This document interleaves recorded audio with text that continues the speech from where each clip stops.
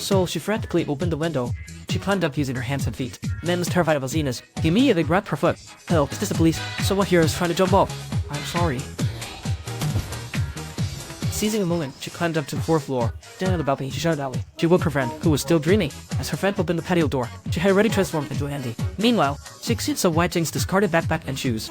At the same time, Wei Jing felt very regretful. She shouldn't have drunk so much. However, her friend mysteriously approached her. The signal's here. It's time to go to the bathroom. Wait, my phone. Did you eat the pickles? Suddenly, someone rang the doorbell. Wei Jing looked closer to take a look. It was Xixiao. Immediately, 1,000 possibilities rose in her mind. She hurriedly called her friend to cover for her. However, her little fair friend was constipated. She wouldn't come out that soon. Wei Jing had to figure it out herself. It's not okay to keep Xixiao waiting like this. So she told him to leave the balance of the door. Then she dressed up like King Gigi.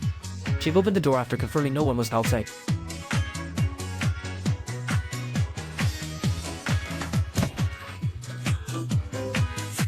At that moment, both stared at each other.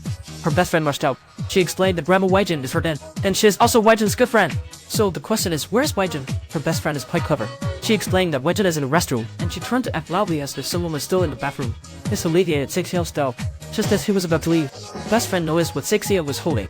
Curiously, she asked what it was. Xixiao explained that he saw Wei Jin drink too much yesterday, so he bought some standard medicine to give her. Upon hearing this gossip, the best friend couldn't help but sigh. No wonder Wei Jin always talks about the prosecutor. She praises him for being handsome, attentive, and caring. Wei Jin often thinks about you. No, she always mentions you. Forget, don't say anymore.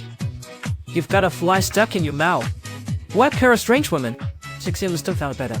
He completely forgot why he came. On his way back to the apartment, because Tato knows Wei Jin, he felt that his criticism from yesterday seemed too harsh. Meanwhile, Wei Jin suddenly realized, I called Zishong several times last night. One of the calls lasted over 30 minutes, but I can't remember what was said at all.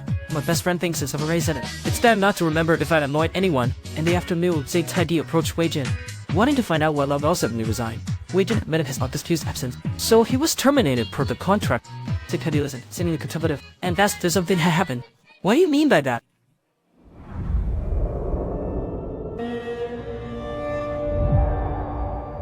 It's nothing. As I knew the end of workday, Wei Jin recalled his voted yesterday, and the matter with Jishong this morning. I felt like the future was bleak, so I decided to write a resignation letter. Just then, it was time to leave work. She completely ignored Jishong's calls, grabbed her bag, and slipped out of the office. As soon as she stepped outside, it started pouring. Someone came from behind and held an umbrella for Wei Jin, and it was the pursuing prosecutor, Zishong. Do you have something to tell me? Anyone can accidentally say the wrong thing. Wei Jin mistakenly thought this was aimed at her leg from yesterday, so she interrupted, saying that everyone makes mistakes sometimes. As the saying goes, no one is perfect. So don't blame someone just for one word. Don't follow up with endless accusation.